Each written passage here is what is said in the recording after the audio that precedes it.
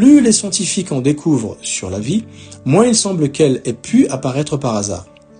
Pour échapper à ce casse-tête, des évolutionnistes aimeraient faire un distinguo entre la théorie de l'évolution et la question de l'origine de la vie. Trouvez-vous cela logique ?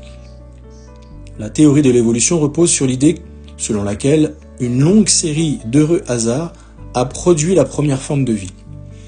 Elle postule ensuite qu'une autre série d'événements fortuits a produit la diversité et la complexité stupéfiante du vivant. Toutefois, si le fondement de la théorie fait défaut, que deviennent les théories bâties dessus ? Tout comme un gratte-ciel, sans fondement, s'effondrait, une théorie de l'évolution ne pouvant expliquer l'origine de la vie ne tient pas debout. Après avoir brièvement examiné la structure et le fonctionnement d'une cellule simple, que discernez-vous ? Des preuves d'une succession d'événements fortuits ou d'une conception très intelligente ? Si vous n'êtes pas encore sûr, penchez-vous sur le programme principal qui définit les fonctions de toutes les cellules. Aucune expérience n'a prouvé que c'est possible. Les enzymes sont une des sortes de protéines fabriquées par les cellules.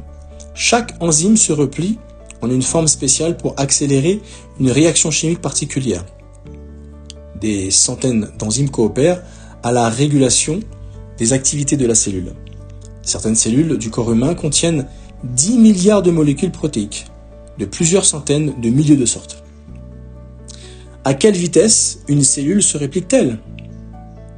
Certaines bactéries se répliquent en 20 minutes. Chaque cellule duplique entièrement le programme informatique qui la régit, puis se divise. Avec un apport illimité de matière, une cellule pourrait se multiplier de façon exponentielle. Il lui faudrait seulement 2 jours pour produire un amas de cellules d'un poids supérieur à 2500 fois celui de la Terre.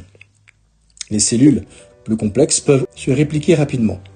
Par exemple, lorsque vous vous développiez dans le ventre de votre mère, vos cellules cérébrales se formaient au rythme ahurissant de 250 000 à la minute. Pour accélérer la production, un fabricant doit souvent sacrifier la qualité. Si elles sont le produit d'événements fortuits, comment est-il possible que les cellules se répliquent si vite et si précisément ? Faits et questions. Faits. Les molécules extraordinairement complexes d'une cellule ADN, ARN et protéines semblent conçues pour collaborer. Question. Qu'est-ce qui vous semble le plus probable ? Que les automates très élaborés représentés dans cet exposé proviennent d'une évolution aveugle ou d'une intelligence ?